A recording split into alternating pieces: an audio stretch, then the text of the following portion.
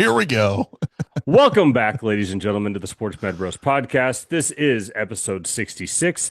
It is March 24th, 2026. I am welcomed, as always, by my good friend and co host, Evan Kraft, live from Greenwood, Indiana. Ev, we have a guest tonight. We How do. are you doing, though? I'm fantastic. I've got the Outsiders tank top on, man. Shout out pro Man, the wrestling. tats are flaring. Like, this is Yeah. fantastic. Hey, Um, Ladies and Doctor gentlemen, we are Lesher's got one, got a few too. So We I had to we show him off. are so very excited to welcome Dr. Tyler Lesher to our podcast tonight. He is a friend of the program. I'm going to run down some quick bona fides of his.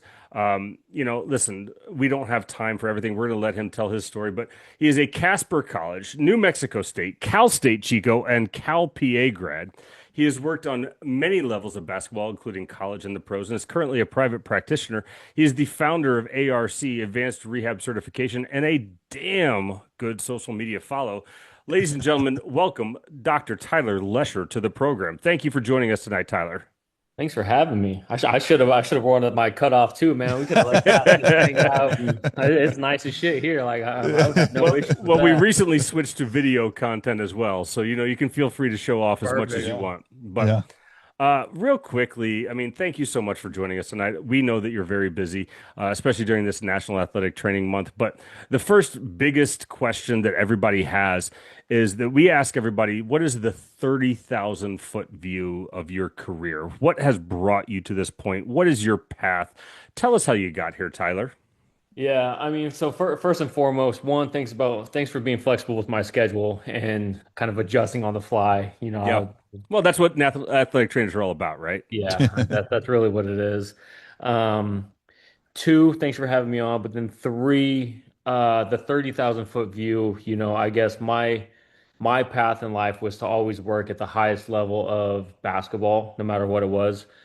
So obviously growing up, me being a young, naive kid in Wyoming, I was like, I'm gonna play in the NBA. And obviously that shit got shut down really quick once I realized that, I'm not athletic. So I had to find a like different avenue.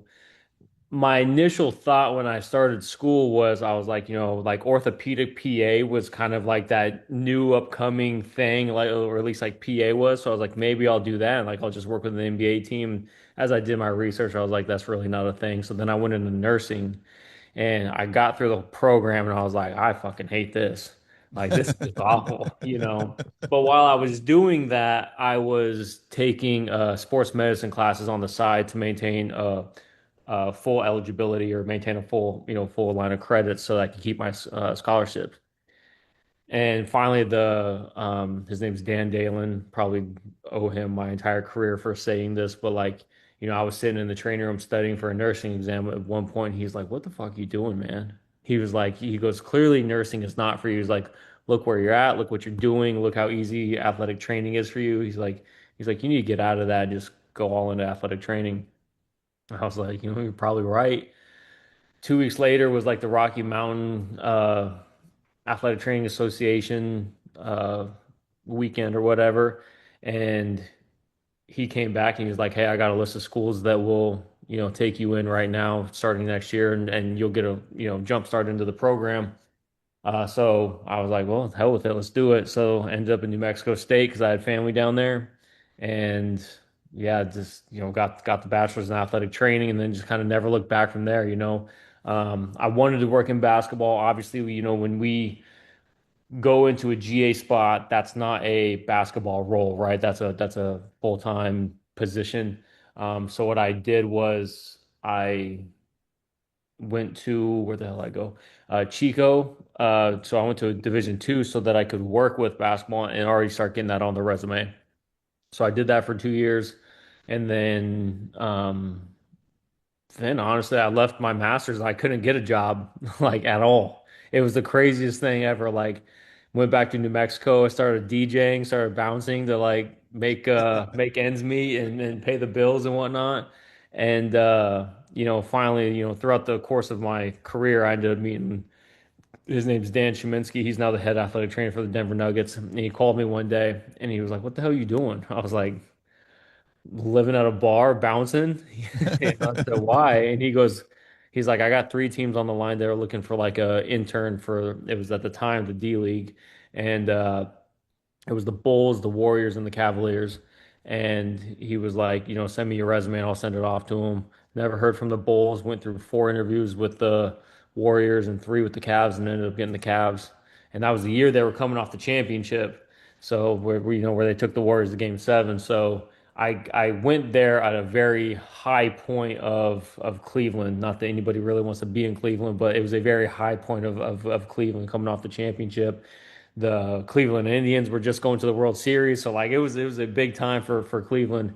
And obviously, at that point, I kind of got slapped in the face with um, how much different shit is on the pro level, right? Like I go walking in there, I'm young, I'm naive, I'm from Wyoming, never really been exposed to high level basketball. And then there's LeBron, Kevin Love, Kyrie, just an all-star team, right? And seeing how they do shit on a day-to-day basis, from a treatment, from a performance, a day-to-day operation, right? And then that's when I kind of like knew right then and there. I was like, this is what I want, just at the highest level. Like this is what I have to embody. Is the work ethic to work with these guys to where they feel comfortable coming to me, calling me up and say like, hey, like, can you come work with me right now? And like that's the level I wanted to be at. Mike Mancias is somebody that I always reference because he works with LeBron, and I tried to model everything I did after him. I was like, what did he do to be so good for LeBron that LeBron wanted to bring him on, right? And then make him his day-to-day guy. And at that point, it was still really new that people were starting to do that. Um, so did that for a year and then got hired by the Hornets. Was there for 4 years taking care of their G League team, doing both the head athletic trainer, head strength and conditioning for them, amongst other stuff. But I was at least going back and forth between the main team and then the G League team. Did that for a couple of years. And then finally I was like, I'm not making shit for money for these guys. I got to get out of here. COVID came along and whatnot. Went to FAU for a year, and I actually loved living in Florida. I thought that place was awesome. Every day was a vacation. This place was fucking heaven. I was living in Boca. Life's great. Um, but just the next thing I know, UCLA called, and it was like it's the day my wife and I got engaged. Literally, like we got engaged 3 minutes Whoa. later. Oh man. UCLA calls, and we're driving. We were going to a bar to celebrate and just get after it. And UCLA calls, and pretty much like I have a 30-minute call. Everyone's like, "Where are you?" I was like, "I think we're moving to LA." She was like, "The fuck we are." I was like, it's UCLA. Like, how do you say that? No, it's the one blue blood of kind of all the blue bloods is how I look at it, right? And at least as far as like basketball. And then next thing I know, a couple weeks later, they offered me the job, moved out to LA. Loved it, loved every bit of it. It was great for me personally, professionally, being around everything. And then finally got to the point where uh, started seeing like the writing on the wall with kind of our profession. Truly, like from like now at that point, I've been in the game for 10 years. Started like being more self-reflective on everything as far as pay, how our associations ran, the things that are or aren't happening from an employee employer piece from like working in a school, relating that back to life with the Hornets and kind of how they treated employees, blah blah blah, and then kind of taking it and be like, what, shit's not right. And I felt like for whatever reason, it's kind of, I undertook the job of being more vocal on social media and saying something's got to change. I don't know what it is. I'm sick of living paycheck to paycheck. We're all overworked. We're all getting burned out. We're all like, all these different things, and not shit's changing. And we need to find a reason why. So, and as a byproduct of that, also being broke trying to live in LA is when ARC started. The inner workings of Escalate were starting to begin. And then, I got lucky with this role with my current athlete. We drafted his brother when I was at the Hornets, and he tore his MCL, had a grade 3 MCL tear the day before the draft, so he wasn't drafted. And as a favor to his brother, they were like, "Hey, just come in. We'll give you a pretty much like it's called an Exhibit 10 contract, which means you're going to be in the G League." And the Hornets were like, "Get him right. He'll be with you in the G League, and we'll see what comes out of it." Fast forward 7 years, he called me, and it's something we always joked around with. I was like, "Hey, you ever make it big, give me a call," kind of thing. And then next thing I know, he gets traded here, and a week after that, him and I are having dinner in LA, and he's like, "What do you think?" And I was like, "Hell yeah!" Like, is at that point, like my wife and I were kind of ready to leave LA, get out of that hustle and bustle, like go come to a place that's a little more affordable and whatnot. So that's the 30,000 view grind of what Yeah. the hell just happened in my life the last 12 years. Well, I feel like I either need a drink or a cigarette or something after that journey, Probably a but both. probably both, right? I mean, but isn't it crazy how that kind of stuff happens? How you just take opportunity after opportunity after opportunity, and when you Yeah. put yourselves in those positions, like it's not luck, right? Like you've No. done the work. You have put yourself in a position to succeed. And that's what I like about your journey, right? I think that's what's special about that, and that's what I think people need to hear that you've done the work, you've put in the effort, and you've put yourself in the position to succeed, and good things will happen if you do that kind of stuff. Yeah. So that's really cool. Yeah. It, it's something that like I look back on a lot and go like, how the hell did I end up here? Sure. And I think a lot of like the times like everybody wants to work in the NFL or the NBA or something like that. It's like, how many interviews I've had with NBA teams and whatnot that I never got calls back. I Sure. never got anything. I had one Yeah. interview and never heard anything back. Like all these like I mean, I remember at one point when I was first coming out of grad school, I applied to over 200 jobs and I got one phone call back. And it Oh was shit. Texas State women's basketball, and they were going to pay me $32,000. And at the time, this is when I was DJing and bartending, and I was with my family, and they offered me the job.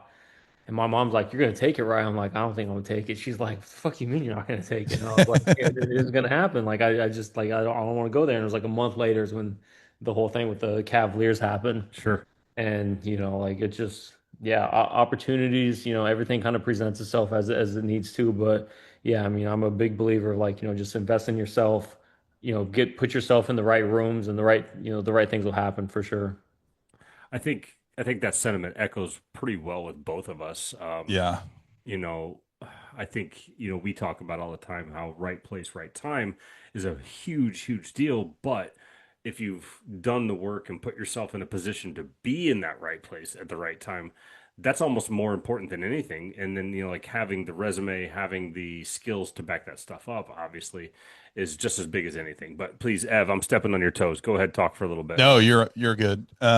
Tyler, real quick, tell us where you're at now and what you like the most and least about your current role with what you're doing right now. Man, so yeah, right now in Dallas, moved here 8 months ago ish in June.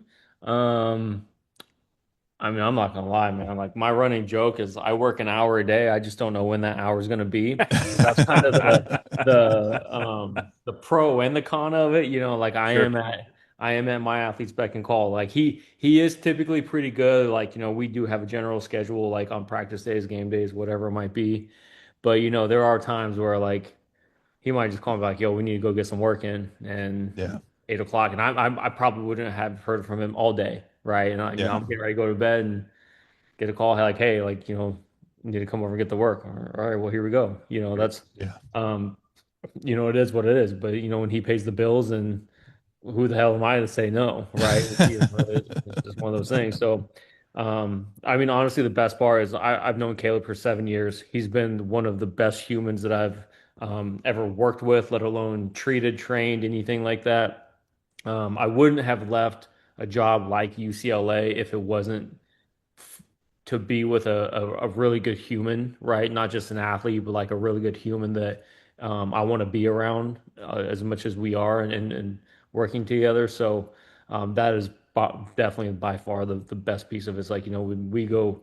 treat, train, we're joking, we're watching golf on TV, and then, obviously all the byproducts of everything of, when we're here, we finish treatment, it's like, all right, well, let's go golf, let's go do this. There's Yeah. kind of like having a built-in best friend. I So, mean, I love that as a golfer myself. man, So, huge. And the best part is Caleb now has the golf bug. So I'm like, yeah, bro, we got to go play. We have to.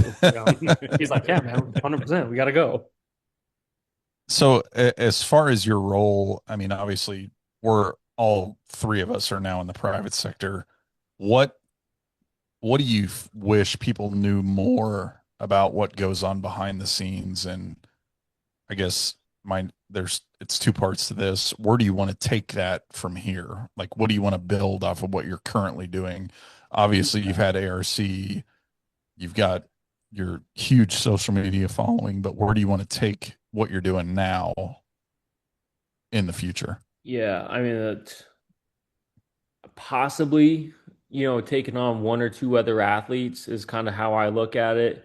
I say that very, tentatively. I'm very good with just having one athlete, although like just said, like, I have plenty of time throughout the day that where I could take on like a one Yeah. or two others.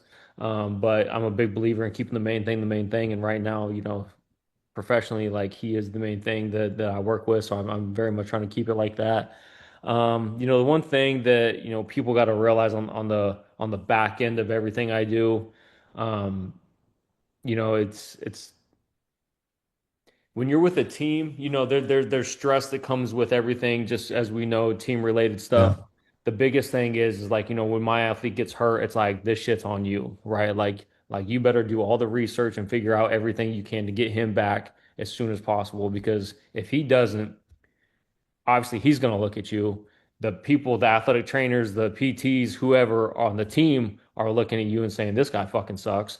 All these different things, because like they're not, because the athlete's not working with them, it's like they're always pointing the finger at you, right? Yeah.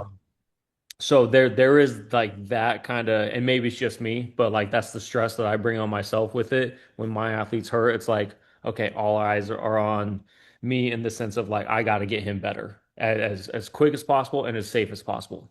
That's really all that matters professionally on that aspect. Um, like during the team side of things, like I don't know if you guys know who my coach was at UCLA, but he's been very out there in the media lately, but like, I do. he's I've not heard known a, I'm I've heard for a very thing or aware. two. yeah. So, when great guy, but like not an easy guy to work with. So when guys get hurt there, it's I need him back right now. Doesn't matter. All like, make sure they're on the line at 9 a.m. Right. That's all that matters. Yeah. Here it's obviously a little bit different. There's a CBA and things in place to where, we can protect the players a little bit, but um yeah, I mean, overall, those are the biggest things for sure. And I mean, moving forward, I would love to do another Escalade again, should that time come up. Um, I am working on something right now called the Advanced Rehab Community. So you guys are the first people to hear about that because I'm pretty sure my wife is the only person that's Oh, heard about breaking that. news right here, guys. Breaking news. Yeah, here we go. But no, that's just going to be like another kind of monthly thing that I'm going to do where people can just kind of log in and just say, for example, there's things that you guys want to learn specifically, you can just send it in there and I'm going to go do research on it. I'm going to get it CEU certified and then I'm going to do a presentation on it and drop it in there so that you can learn about it. And if nobody says that they want to learn anything, I'm just going to present on things that that I'm currently learning about, right? I want to make it a very much just kind of an open, like, community where people can just, kind of get what they want out of it, right? Like, how many times have you gone to a conference and you're like, eight of these 10 people sucked, or like, what the fuck am I Yeah. supposed to do with this information? And like, that was one thing. That was the reason why I started Escalate was I wanted it to be a dream conference for me. Like I wanted to go there and learn from the people that I like to learn from. And I was like, I feel like if I get value out of it, hopefully others will too. And it ended up working out extremely well. So it's like I want to keep that same type of energy, the same, I guess the same what's the word I'm trying to think of?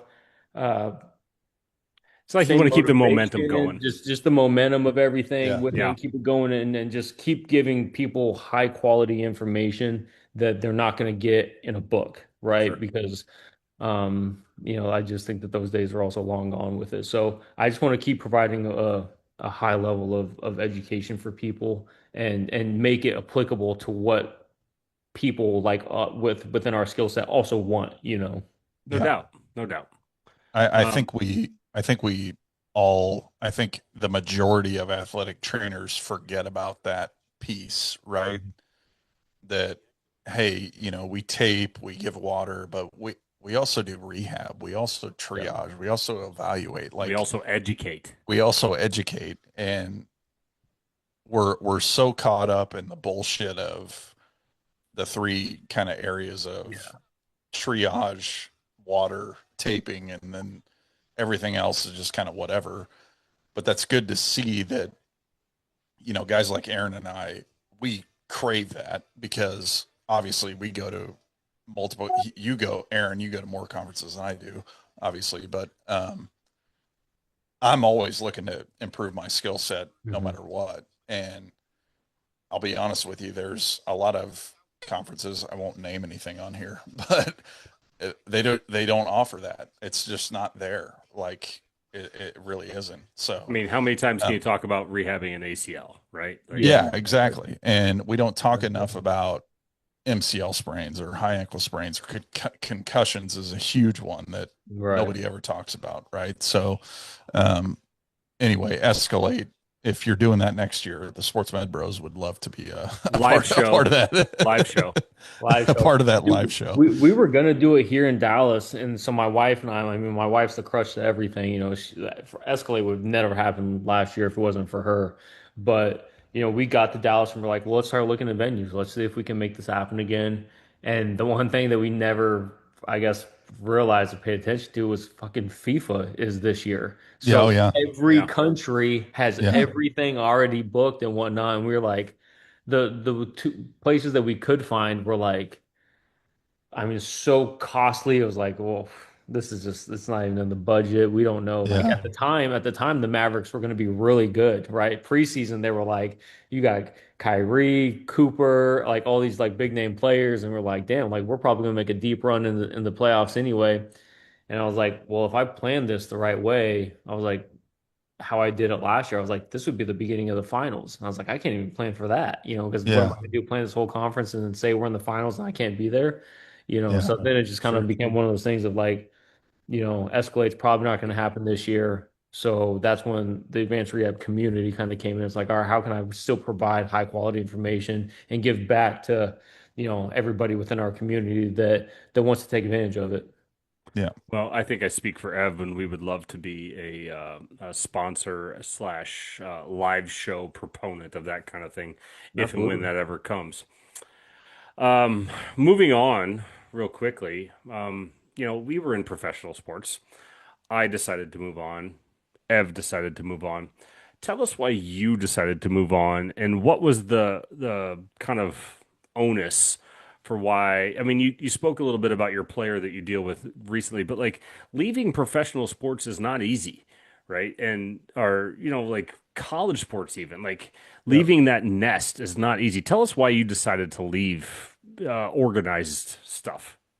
I think for me, it was one of those things where it's always been something I've wanted to do Mhm. at the end of the day. Like I brought up the Mike Mancies with LeBron, and I saw that relationship and kind of how they work together and whatnot. And I was like, that it always looked like an incredible idea and an incredible thing, right? Um, it is hard leaving the team thing because you're always sitting there wondering, like, well, if he fires me, like I'm fucked. Like I, this is it. I mean, You I know, left the team thing and Ev got 3 rings. So, that's just how you're like, there it's it kind of is, sucks. right? But it just became one of those things where my wife and I kind of just we collectively decided like, this we were ready to leave LA and it was just going to be the right move for Sure. us, moving forward. I knew that it was kind of a less of a work demand, but a higher a higher demand, obviously because, everything is based around him, right? Like I have one person instead of the 17 guys at UCLA Sure. or whatever it is. Um, but like there were like other aspects of it that I was like, I no longer have to deal with the admin shit that or anything like that. Yeah. It's literally just me and him, and we can do whatever the hell we want, right? Like there is no big brother looking over our shoulder. I don't have to report to six different channels to get up to the AD or whatever Yeah. it is. It's like, I'll give you a perfect example. My player and I were making a decision yesterday, and the team reached out to me and they were like, "Hey, what do you think of XYZ?" And I was like, you know, I haven't heard from Caleb yet, but I got to have a conversation with him first about our plan, and then we'll get back to you. Like, and so it's just a whole different kind of life being on this side of the fence. But there's been such a huge freedom with it, like my stress levels are significantly down, Right. Yeah. and um I just the work life balance. Like, I'm home more than I've ever been. I'm golfing. I'm doing. I use the term like I'm buying back my time of Right. all the Yeah. time that I lost with the team stuff, to where like I'm able to do the things that I haven't been able to do. And it's been phenomenal for me on my end on as far as doing that for sure. Yeah, I think that's an underrated portion of the things that we talk about. I reference the institutionalization of professional and collegiate sports. Like it's phenomenal. I can tell you on a Tuesday in November what we would have done at Yeah. 3:45 p.m. That's Mhm. fantastic. But now, I think we can all say that we have a little bit more openness and freedom with those time periods in our life, be it kids, be it family obligations, be it whatever, golf, you know. Mhm. Um, and granted, there's a different level of stress, but it's almost in a way a nicer level of stress because you control Significantly. it. Exactly. It's like kind of what's that old school, like there's you stress and bad stress or whatever it is. Like Yeah. that's exactly what it is, man. Like, I wake up, I kind of go at my own speed, I work out, kind of do the things that I need to do and do my own bit of learning and things like the research that I'm trying to, get better at. And I'm not sitting there having 20 kids knock down on my door and asking me questions and, answering a shit ton of emails or whatever it is. And it's like, yeah, it's a whole different level of peace for me now. It's like obviously the next thing is as far as like, when he retires, then what? Sure. But that's hopefully not 7+ years away, something like that. And we'll figure about that later, you know, Yeah. No doubt. just enjoying it now. Yeah. I'm going to kind of parlay this question here in terms of what do you want to see in terms of athlete care going forward? And I'll make this a two-parter. What do you want to see in terms of athletic training as a profession as a whole going forward? I know you've talked in the past about standing orders, getting rid of those. Yeah. I'm fully on board with that decision because in the private sector, we don't need that anymore, Yep. right? We need to make our own money. We need to be cash based. I Yep. fully support that. But where do you want to see athlete care go and the profession go in the future? Yeah, I think that athlete care needs to keep being more proactive instead of reactive. I think that's the biggest thing, right?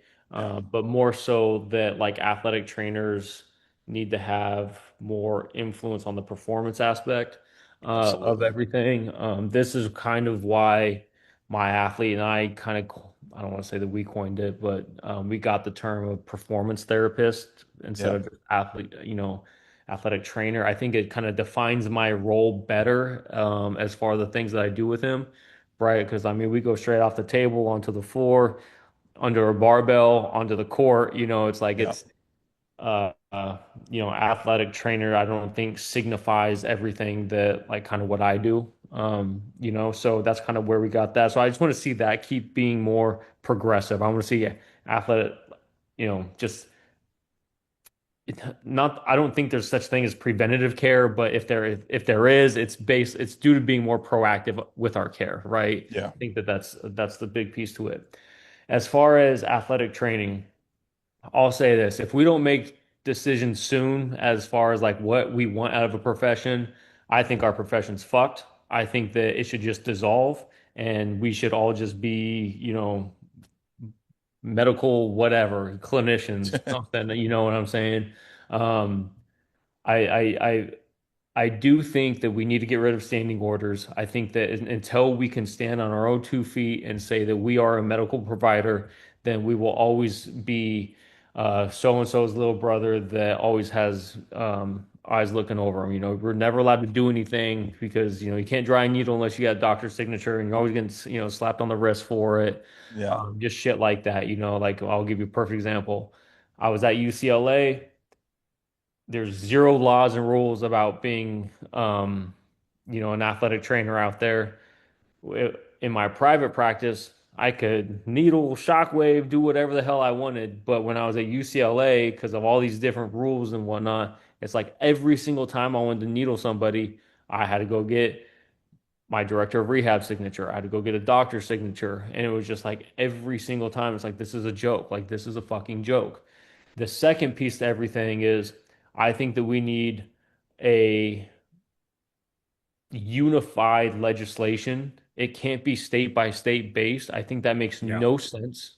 Yeah. Absolutely no sense that what I can do in California, I can't do in Texas or whatever. And it's like I think that that's probably started from just years of lobbying with physical therapists in some sense. I don't know. Don't quote me on that, but I think that's probably where it stemmed from in some capacity. I don't know. And I'll be the first person to say that if any physical therapist lobbyists have any issues with athletic trainers trying to stand on our own 2 feet, stop being a dickhead and stop being a bully, because that's really all it comes down to, right? Like that, there's more than enough pieces to the pie that we can all eat and share. And us standing on our own 2 feet is not going to take out that much of their chunk. I'll Hey, just say listen, I say all the time as a PTAT, I both love and hate professions equally. So I'm with you on absolutely. that. 100%. I do think that the third piece to it, and this is, you know, kind of iffy with it. I think that if the time were to come that we could do third party reimbursement, obviously that would be incredible, especially within our sector, right? It's like if you were able to charge, in a private practice, third party reimbursement, I'd be sitting here charging my athletes insurance left and right, up and down, right? Yeah. And we'd be making a lot of money doing that. I don't know what that would. When I was on the podcast this morning with the NATA people, I said I don't know what that would look like from a team side because I think the team is going to take the cut. I don't think it's Yeah. ever going to come back to the athletic trainer or the PT. Yeah. I think the team takes the cut. I think the admin is going to take it all anyway. And I say that because every time there's a giant influx of money coming into a school from a conference or whatever it is, all that money goes towards admin anyway, right? Like Yeah. it very rarely gets trickled down. I was at UCLA when we made the jump to the Big Ten, and everybody was like, "Damn!" Like everybody's about to get raises. Like I'm UCLA men's basketball. I'm fucking one of three teams that that Big Ten thing like really mattered with, right? Men's and women's basketball and football. Not a damn thing happened. And it's because there's so many other people above us that always have their hand out that they're going to get it filled way before it trickles down to us.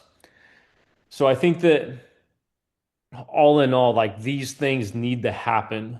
I do very loosely, but and jokingly, but kind of serious, think that if athletic trainers went on a strike during the first week of training camp for college football, every person would have a raise.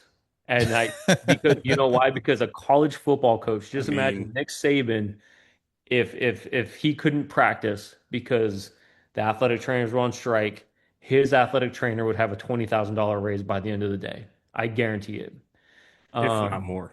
if If not not more. more. Yeah. And I'll give you a perfect example. I'm not going to name names, but I'll name uh, a school just below where I was born, and they did that. They went on strike, and it was 48 hours later. All of them had title changes and pay raises. And on top of it, they never missed any time because what they did was they told the administration prior to, hey, this is what we're going to do. We're all going to go on strike. There's not going to be any services, medical services provided, and they were like starting to stay on, and that they never got to that day. because administration realized it and they were like, shit, we could, pay them, and Yeah. that's the only way that you can truly get what you want out of this is you have to bottleneck them. You have to. I mean, how else are you going to do it? Yeah. And it's shitty to say that. And like, I'll be the first person to say, I was living paycheck to paycheck at FAU and then UCLA, and that's why I started ARC. Like I was like to live the life that I wanted to live, which albeit I'll say it was I wanted to go to music festivals, I wanted to party, I wanted to take my wife on cool trips and do all these different things. But the only way I was going to do it was if I went out and got an outside income. And my coach told me straight up, he was like, "Look, I can't get you a raise." He's like, the university won't budge on it. And he's like, I'm all for you going out and doing your own thing. And he said, as long as it doesn't impact like immediate team carries, like you want to go get private clients, you want to go do whatever, he's like, I'm all for it. And that was one thing that I always respected Mick for was he never held me back from trying to, improve my financial status. Yeah. And Don't you think too many people are afraid to talk like that though and have 100%, that everybody Yeah. is. conversation? And I'll Yeah. tell you why. And it's because I I'm didn't not mean gonna to interject, but I think that's an important point. That's Yeah, huge. 100%, dude. But like, think about this. It's because like when you're going up, when you're going through the ranks of athletic training, you're always told to like you work behind the scenes. Everything you do is like be seen but not heard, really. Like you are behind the scenes working with the athletes, and it's like, well, that's also why nobody knows what the fuck we do because nobody ever has ever like, and that's why people also like will never pay us for what we are because they don't understand what we do because we spent so long being behind the scenes. And now it's like we're at the point now where like we need to get paid and we need to be doing all these different things. So like we have to start showcasing what we are doing and what we're capable of. We're like the most versatile profession like within the medical world, right? And we're sitting here going like, well, why are we all broke? Well, it's because nobody's ever spoken up. Well, Yeah. and Ev and I talk about all the time because it's never less, right? It's Yeah. always more. It's always more. Yeah. And we would talk all the time in the NFL. Well, you have X, Y, and Z. Well, now we're adding A, B, and C. Yep. Salaries don't, raise commensurate to what you're doing. There's extra responsibilities, so on and so forth. And it's not individual to the NFL. It's everywhere, right? It's everywhere. Athletic trainers are the ones that get bucketed Mhm. to do the thing. And we enjoy that and we actually revel in it. But there comes a time when it's time to, be awarded for that kind of thing. So, Absolutely. Yeah. And it's just, yeah. Ev, Yeah. go ahead. I think you had another question. I cut you off. No, I was gonna say, sorry, I'm reading this script here. I got a little distracted. Why is I'm going completely off subject here. So, what do you think education and the dissemination of information is so important to you in terms of your role now and going forward? I think that, and I don't quite know how I stepped into that spotlight of wanting to become more of an educator based on it. I think the biggest piece of everything was when I had a great mentor or coworker. His name's Pal Bernhardt, who's now with the Washington Wizards, and I watched him treat all the players with the Hornets and how he treated them with a unreal holistic background of like dry needling, manual therapy, strength and conditioning. And it was just such a unique thing to watch to where I was like, how have I never been exposed to this after X amount of years of athletic training and whatnot? And I think just it just kind of became my thing that I was like, everybody else needs to be exposed to this. And it was also, I guess, probably timing it the right way of like the rise of social media and Instagram Yeah. to where like I was able to start like putting things out there a little bit. Like it's it kind of just turned into this thing of like, where people just started reaching out to me and asking me like, hey, what are you doing in that video? And then it slowly just, it's kind of had this snowball effect of kind of turning into an actual like educator type role. But And like I'm sure there's things I put out there that are wrong. I have no doubts about it. I got Same. I We got say wrong shit on crucified. here all the time. Dude, I I got mean, crucified over this concussion post one time. Holy shit, I got like Well, racked. we have a special section every week where we talk about the things that we did wrong before we talk about anything else. Yeah. So, But like, like it is what it is. But I think the biggest thing is kind of like what I said, a couple minutes ago, like being an educator, and just not being able or not being afraid to put yourself out there and come out from like kind of being into the shadows and being like, look, like, this is who we are. Like I'm gonna stand on, my 2 feet and say like I'm proud of our profession. These are the things that we need to do to improve because I think that there's guys like us that, you know, in my opinion, we're the leaders of the profession. And I think that just even like guys like Mike Stella, I don't know if you guys know him, yeah. but great, Mhm. great dude. I talk to him all the time. And it's like, you look at people like that and you're like, why was I ever sitting here trying to play the game of the team world and whatnot when knowingly that you're just never going to get paid, you're never going to do these different things. So just kind of all things in general, it's like how can I best inform our generation, but let alone the new generation of, hey, look, like there is another side of this that like you don't have to sit here and kind of get raked over the coals like we probably all have done with Yeah. college and NFL pro teams or whatever it is. And just highlight it. It's like, hey, look, you can go that route. I chased that route forever. My running joke was like, the NBA was that girl in high school that you always wanted to hook up with, and then you finally did it a couple years later, and you realize she sucks, and you're like, like this is awful. Like I want nothing to do with it, and that's kind of one I of the have no reasons why. idea what you're talking about, Tyler. I have no idea Yeah, what you're talking about. but it's like, you just like one of those things where you're like, this whole you're chasing a logo over and over and over, and it's like, you finally get it, and you're like, damn, like, the NBA is not all what it's cracked up to be. I'm sitting here doing a shit ton of admin work.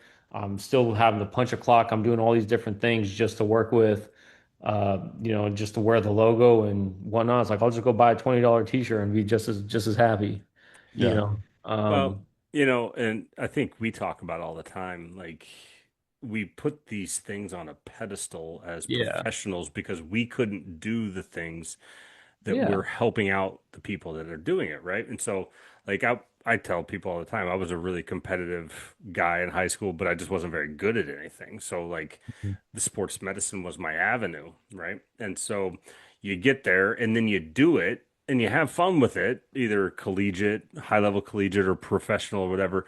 And then you understand like, hey, wait a minute, this might not be it for me. yep, It's no shock or no shade on the people that are doing it for the 40-year guys or things like that. yeah, But that doesn't mean it's for everyone, right? And there exactly. are other paths to kind of like venture out into. So I appreciate that perspective. And listen, I think, we talk about it all the time, the fact that we kind of did our time.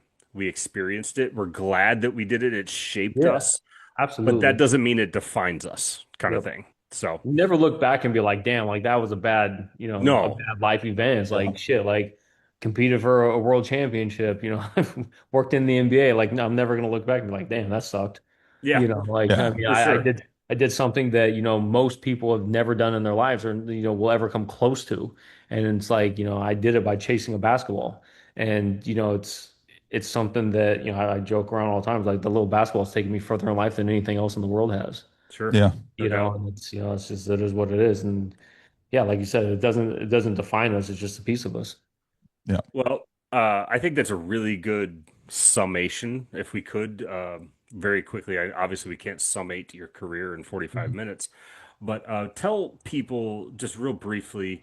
Obviously, you're very prevalent on Instagram and social media, but you also have all these other arms of things. Tell people how to get a hold of you and where to find you, real quickly. Yeah, I mean, Instagram is probably the best way. That's what I'm most active on. I will say I do have a TikTok, but for whatever reason, I get like 2 views. The only time I ever got like any views was during my wife and I were in Maui, and it was when the tsunami was coming, and it never did. Um, I was in Maui during a tsunami in 2012, by the way. was it a real tsunami? Yeah, they Ours, evacuated the island. ours wasn't. We were sitting in the airport, and it was like take cover. And I'm just like looking around there. No tsunami. Nothing ever happens. I create more waves jumping into a hot tub. Like there's zero tsunami going on. But no, like Instagram is definitely the best way. I do have a LinkedIn. I'm somewhat active on LinkedIn, but I'll be the first person to say like I read messages on LinkedIn and I never look at them again, usually because it's just like people trying to sell shit. Yeah. Instagram is probably the best way for sure. Dr. T left. And what about ARC? ARC, probably the same way. You can always look up the advanced rehab certification.com. That's the actual website of it. Um, that is a completely autonomous I call it a 4 night course. People can do it completely self-paced. Get on there. It's the last live lecture that I did with it, to where people can. It's really kind of my philosophies broken down into baseline testing, fascial integration, movement capacities, upper and lower body rehab, just a giant like check mark for boxes to check for during the rehab process, right? Like obviously, if we were going to try and break down all of rehab, it would be we'd be teaching semesters on it. So like I try to condense it down to 4 nights. And yeah, everything that's on that's all on the advanced rehab certification. So We've highly had recommend that. friend of the program and ARC veteran Dave Dave. Snyder on Big Oh wave, previously, yeah, Dave. my and guy Dave. so Great. he's a friend of ours. But now we have come to the portion of the program which you're not aware of, which we do with every guest, where we ask 5 trivia questions. We haven't named the 5 trivia questions. Maybe we need to, but we're going to go from increasingly easy, what I think, to difficult. And this is a lot of chat GPT, but also some digging on my part. Um, Question one, Tyler. You are originally from Wyoming. Almost every state has a state animal, bird, flower, etc. But Wyoming has a state dinosaur. What is the state dinosaur of Wyoming? Shit. Some of these may not be accurate. Man. Some of these may not As be. accurate as possible. Yeah, Man, we've I was gonna learned say with like a yeah, we stegosaurus or something, or According to Chat GPT, it is the Triceratops. Unfortunately, triceratops. I can see yeah. that. yeah, And the reason why that kind of makes sense is there was actually a giant fossil found in Wyoming, that I think it was a triceratops, and it was like there a you go. There you full-length go. one. Can't believe I remember that. Well, now you know. All right. Question two. While at UCLA, you also assisted with the men's golf program. Who was the most successful men's golfer while you were there by wins? Oh, it's got to be Omar Morales, right? Boom. Bingo. That's my Nailed Bingo. guy. it. Oh, yep. Bingo. Good job. We're gonna count that as 1.5 out of 2 because you Yeah. kind of nailed the Triceratops thing. Yeah. While you were with the Greensboro Swarm in 2019/2020, you had a player that averaged 31 points, 8 rebounds, and 3 assists per game. Who was that player? 31 points? Uh, According to ChatGPT. God, they must have played one game. I mean, it wasn't Caleb Martin. I was waiting for you guys to throw a sneaky one in there. I mean, this is going to be a random one-off. I'm going to say Malik Monk because he played one game and he scored like 30 some odd points, so it kind of makes sense. According to AI, that person was Dwayne Bacon. Are you familiar with Dwayne Bacon? That's right. Yeah, I mean, that kind of makes sense because he did shoot it every time he touched it. So I mean, that does make sense.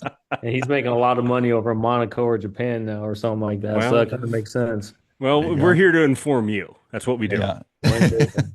Weird dude, great dude, weird dude.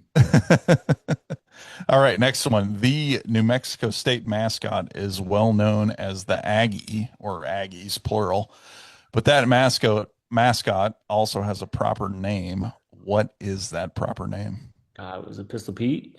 Boom. Sir, bingo. Done. So we're going to count that as a 2.5 out of 4, maybe Yeah. 3. We'll see. Yeah. When we tally up all the scores at the end. Now, to round this out, question 5, you have a very prominent Instagram account with all sorts of fun material, and I encourage everybody to go follow Tyler. We do as well. We interact with him. You have 26,000 followers, 1,300 posts. What was your very first Instagram post regarding? Shit. I'll give you the date. December 18th, 2023. I couldn't tell you off the top. I couldn't tell you at all. I But had I to can. scroll a The long way one to thing that find I it. can tell you is I used to have a lot of dicey shit on there from college, and I had to go back like from when Instagram first started I and think we have delete all all done of it. that on social Yes. media. So if I were to If you had to guess, guess, it's probably a picture of my dog. we were looking for a picture of the Pepsi Center in Denver. Got it. Well, that makes sense too. So, Okay. Actually, a not great bad. little story, real quick about Yeah, that. When you talk please. about like how, putting yourself in the right positions and whatnot. That was during my junior year of the Rocky Mountain Athletic Training Association. And Saturday night, I went out with my longtime best friend from high school. We just get absolutely annihilated. I wake up the next morning and I'm like, I want nothing to do with like going to this like meet your peers brunch kind of thing. It was like Yeah. 7 a.m. I was hella hungover. And my buddy's like, hey, look, just go. Like, you never know who you're going to meet. And I was like, all right, whatever. So throw the suit on, like go over there. And growing up in Wyoming, they only ever showed Denver, like Denver broadcast. So like Nuggets, Broncos, Rockies, Avs.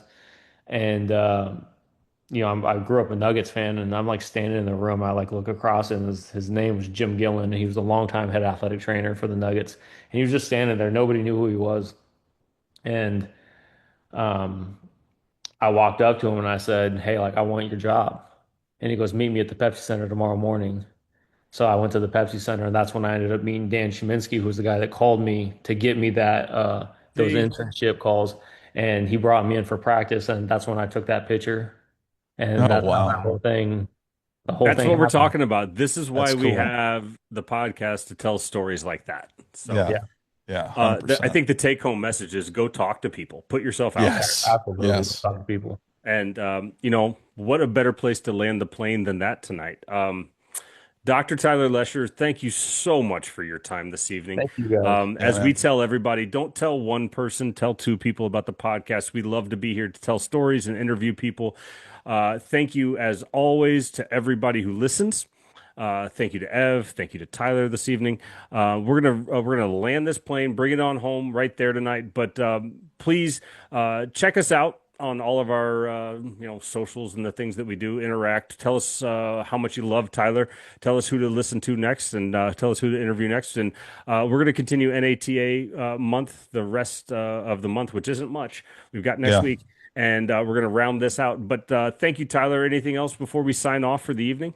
No, just appreciate you guys for having me on. Love to do it again sometime. Yeah, man. Absolutely. We will. We will revisit this, and appreciate everybody for listening in. Ev, any party shots for the night? No, have a good weekend, guys. Thank Likewise. you so much to everybody. We appreciate you. Good night, everybody.